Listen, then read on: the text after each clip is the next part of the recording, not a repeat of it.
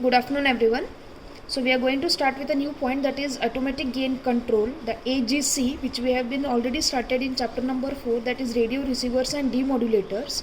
As we know, there are two types of AM detectors. That is, first one is TRF, that is tuned radio frequency, and another one is super heterodyne receiver.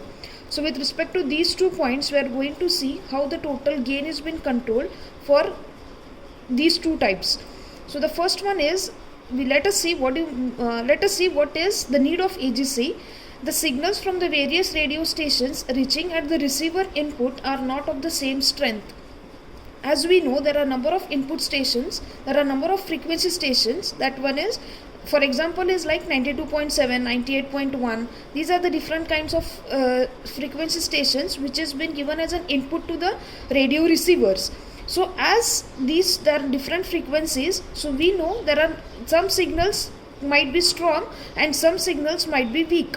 So the signals which are receiving from the strong stations will be strong, and those which are receiving from weak stations will be weak. So if the receiver gain is constant for all the input signals, then the receiver output will fluctuate proportional to the strength of the input signal. This means that as there are number of different frequencies which is reaching from the transmitter station to the receiver, according to the signal, that is whether it might be strong or whether it might be weak, according to these two input signals, the gain has to be varied. If the stations are strong or the signals are weak, according to that the gain has to be remain constant for all the input signals with respect to that of the incoming signals. But this is not the desirable one. So what is required is the gain of the system, that might be at the detector side of TRF or of super heterodyne. The gain has to be automatically adjusted with the receiver, so that to keep the receiver output constant irrespective that of the strength of the input signal. So thus the receiver output will remain constant for all the stations. That means if whenever the signal is weak or whatever the signal is strong, according to with respect to that, the gain of the receiver at the detector side, it has to be varied. So in detail about this need of AGC, there are two types. First one is simple AGC and second one is delayed AGC. So let us see in detail about simple AGC. In simple AGC, a simple AGC is a system in which the change of the overall gain of a receiver is done automatically. This is done in order to keep the receiver output constant irrespective of the strength of the input signals. That means if the signal is strong or if the signal is weak of the transmitter to the receiver side, the gain of the TRF or the gain of the super heterodyne receiver has to be varied or has to change automatically. So let us see how it has been carried out. In AGC system, the DC voltage, that is nothing but a AGC bias, is derived from the detector side. This AGC bias is thus proportional to the strength of the received signal. So whatever is the received signal you have been received, that is from the transmitter side, from that transmitter the DC voltage bias has been detected, is been derived, and that is nothing but called as AGC biased signal. This AGC bias is then applied to the selected number of RF and IF amplifiers and then at last to the mixer stages. As we know, whenever we are going to see TRF or super heterodyne receivers, there are number of RF or IF stages which is required to select one tuned frequency signals, and then afterwards we are going to apply that selected signal to the IF amplifiers. Then these signals are mixed in the mixer stage. So these three stages we are going to ganged with a capacitor called as ganged tuning. So all these three mixers has to be maintained, the gain has to maintain in a constant way. So as the gain is maintained constant, then the output whatever we are going to receive for the receiver side is going to remain constant. So these are the three main blocks for the detector side, which the gain has to remain varied or it has to remain constant. With respect to this, the transconductance, that is nothing but G, hence, and the gain of the detector and the gain of the devices connect to these stages is independent on the applied AGC bias. The receiver gain is automatically reduced as the input signal becomes more and more strong. that is nothing but if the signal is going to transmit only the strong signals, at that time the gain of this RF, IF or the mixer stages is going to reduced automatically. And this, if you see, this is the AGC characteristics of the system, where the graph is been drawn with respect to strength of the incoming signal versus the receiver output voltage. So in this, whenever you are going to see, this is the simple AGC line which is going to vary linearly with respect to that of the incoming signals.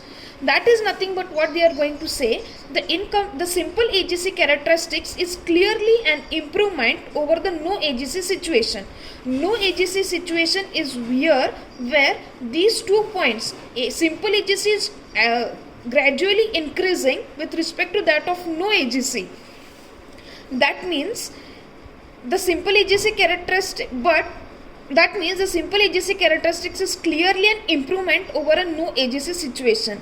But this disadvantage is that a reduction in the gain of the receiver will take place even for the weak signals. What we required is, for the strong signals the gain has to reduce is okay, but if for the weak signal the gain has to remain constant. But this is not going to take place in simple AGC. Even though the incoming signals are weak, the gain is automatically going to reduce. So as the gain is going to reduce, the output again it may get fluctuating. So this simple AGC is useful only for the strong incoming signals, which compared to that of the weak signals. So comparing these characteristics with the ideal AGC characteristics, where no AGC is applied up to the certain strength of the input signal, and after that the AGC is applied to keep the output receiver constant. So the simple AGC circuit is used in all the low domestic radio receivers. The application which the AGC can be used, that is the simple AGC can be used, is the low cost domestic radio receivers. So with respect to this simple AGC, the advantages of simple AGC is that the simplicity. Simplicity means only the transconductance and the gain of the devices is going to be connected to these stages, and design of these stages is very simple. Therefore the design of this AGC, simple AGC, is very effective and very simple. As it is very simple, the cost is also very low, hence it is always used in the domestic radio receivers. With respect to these advantages, as we know, some of the there are disadvantages and advantages of simple AGC. As we have seen advantages, let us see what you mean by disadvantages. The disadvantages of simple AGC is that not only the strong signals but the weak signals are also going to get attenuated. So what do you mean by attenuation is that, as we know, when the signals are going to become weak, some of the information signal, whatever you need to transmit at the detector side, it is going to get attenuate, it is going to get reduced. So as the signals are going to get reduced, the main information signal is going to get lost. If the weak signals, the main information is going to lost, means the main signals whatever you are going to receive, that is not to be received at the detector side. This is one main disadvantages of the simple AGC circuit. Now the next we are going to see is the ideal AGC. As there are three types of AGCs, one is the simple AGC, second one is the ideal AGC, and third one is the delayed AGC. So in this ideal AGC, the ideal AGC characteristic is as shown in the figure, as we have seen it over here. In this AGC, delayed AGC is that this delayed AGC or in this ideal AGC is applied only in between the points A to B as compared to that of simple AGC. So the ideal AGC characteristics is shown for the portion O to A of the characteristics, that is for the weak input signal, no AGC is applied.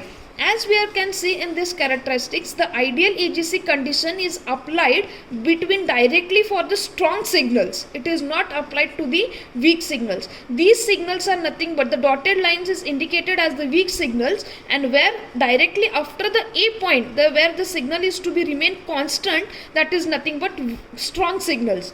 So this ideal AGC is applied only in between the points of strong signals, and it is not applied in between 0 to B or 0 to A. So with respect to this, so there is no gain reduction for the weak signals as compared to simple AGC. In this simple AGC, even though the signals are weak, there is reduction of the gain, but in ideal AGC there is no reduction in the gain for this weak signals. It is directly been reducing for this strong signals. So this is the difference between simple AGC and ideal AGC.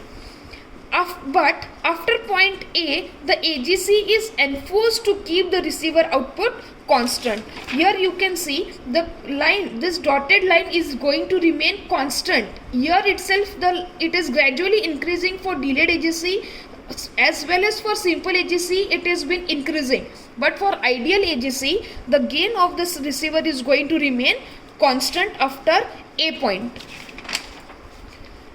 Thus AGC is being applied only for the strong signals. Here in this ideal AGC, no weak signals are being applied, or the gain is not going to reduce for the weak signals. Only for strong signals the gain is going to reduce, and which is the advantage over the simple AGC circuit. Now the next third one we are going to see is the delayed AGC. As shown in the figure, the AGC bias is not applied until the input signal strength is going to reach higher. Now this is the third delayed AGC which we are going to see. In this delayed AGC, as compared to simple AGC or ideal AGC, this AGC is also going to apply only for the strong signals.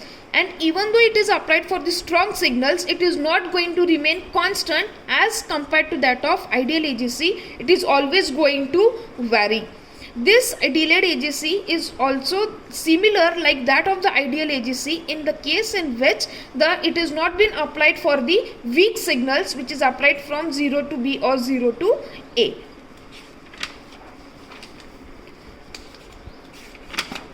So here we are going to see the circuit diagram for the delayed AGC, where there is a diode called as AGC diode. This diode D2.